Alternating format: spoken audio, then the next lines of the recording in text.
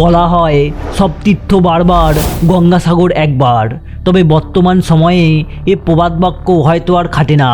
কারণ একদা যে পথ ছিল বড় বিপদসংকুল, যেখানে ছিল পদে পদে মৃত্যুর হাতছানি, বর্তমান প্রযুক্তির দৌলতে সে পথ এখন অনেকটাই সহজ হয়ে গিয়েছে।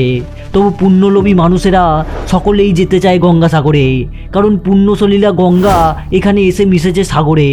আর এই মহামিলনই যে গঙ্গাসাগর তীর্থের পুণ্য মহিমা।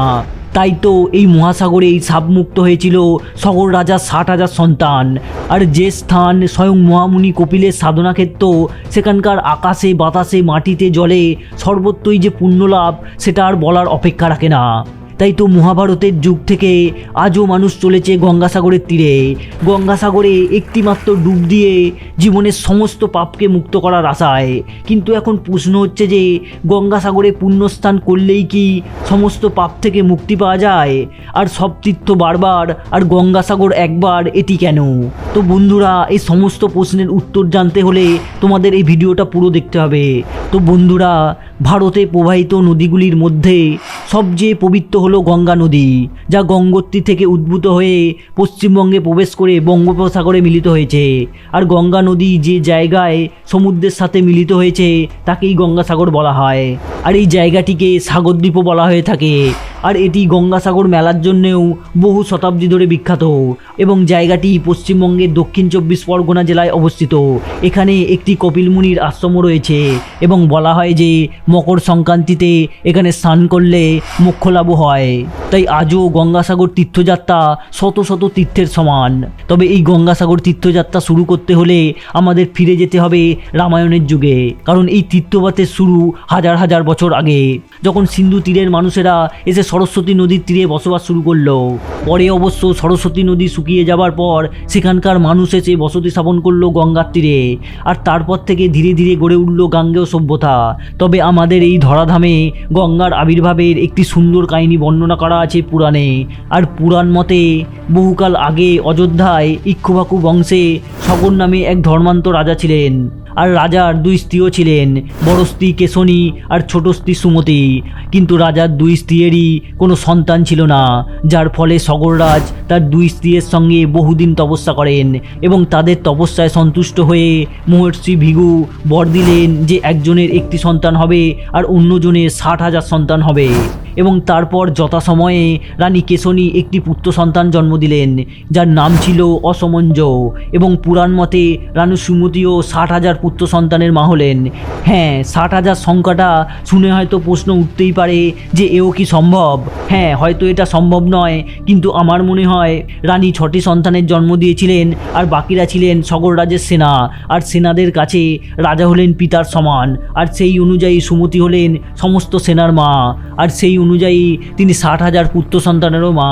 কিন্তু রাজার এই পুত্র সন্তানের সুখ বেশি দিন টিকল না, কারণ রানী কেশনীর পুত্র অসমঞ্জ ছিলেন খুবই অত্যাচারী আর নিষ্ঠুর। তার এমন আচরণে রাজা ক্ষুব্ধ হয়ে তাকে রাজ্য থেকে নির্বাসিত করলেন এবং সগররাজ নির্ণয় নিলেন যে তিনি অশ্বমেধ যজ্ঞ করবেন। আর তোমরা সকলেই জানো যে অশ্বমেধ যজ্ঞের শুরুতেই একটি ঘোড়াকে ছেড়ে দিতে হয়, আর তারপর সেই ঘোড়াকে আবার যজ্ঞস্থলে ফিরিয়ে এনে যজ্ঞের আগুনে আহুতি দেওয়া হয়। কিন্তু সগররাজ যখন তার অশ্বমেধ যজ্ঞের ঘোড়াকে ছাড়েন, তখন দেবরাজ ইন্দ্র সগররাজের যজ্ঞ নষ্ট করার জন্যে গোপনে সেই ঘোড়াগুলিকে চুরি করতে লাগলেন। আর এরপর যজ্ঞের ঘোড়া না পেয়ে রাজা সগর তার 60,000 পুত্রকে বললেন যে যেভাবেই হোক তারা যেন যজ্ঞের ঘোড়াকে খুঁজে নিয়ে আসে, আর তা না হলে এর যজ্ঞ যে অসম্পূর্ণ থেকে যাবে। আর পিতার এরূপ আদেশে সগর রাজার 60,000 পুত্র ঘোড়ার সন্ধানে বেরিয়ে পড়লেন এবং কোথাও ঘোড়া না পেয়ে তারা অবশেষে পৌঁছালেন পাতালে। এবং পাতালে প্রবেশ মাত্রই তারা দেখল যে ঋষি কপিল মুনি ধ্যানমগ্ন হয়ে আছেন, আর সেখানেই অশ্বমেধের ঘোড়াগুলি ঘুরে বেড়াচ্ছে। কারণ দেবরাজ ইন্দ্র ঘোড়াগুলিকে পাতালপুরীতে আটকে রেখেছিলেন। কিন্তু ঘোড়াগুলিকে এখানে দেখে সগর রাজার পুত্ররা কপিল মুনিকে এই চোর সন্দেহে কটু কথা বলতে লাগলেন, যেটা দেখে কপিল মুনি গেলেন ভীষণ রেগে। আর তার ভয়ঙ্কর তেজে ভস্মীভূত হয়ে গেল সগর রাজার 60,000 পুত্র। আর এদিকে দীর্ঘদিন পুত্ররা ফিরে না আসায় সগররাজ পৌত্র অংশুমানকে পাঠালেন তাদের সন্ধানে। এবং খুঁজতে খুঁজতে অংশুমানও এলেন পাতালে।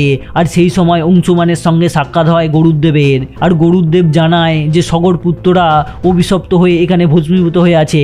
সাধারণ জলে এ ভস্মের কোনো মুক্তি হবে না। একমাত্র স্বর্গ থেকে যদি দেবী গঙ্গা মর্তে আসেন তবে দেবী গঙ্গার পবিত্র জলে সকল পুত্ররা মুক্ত হবেন এবং সকল রাজবংশের কল্যাণের সঙ্গে সঙ্গে মানব জাতিরও কল্যাণ হবে। আর এরপর গরুদেবের কথা শুনে যজ্ঞের ঘোড়া নিয়ে ফিরে এলেন অংশুমান এবং যথারীতি যজ্ঞও সম্পূর্ণ হলো।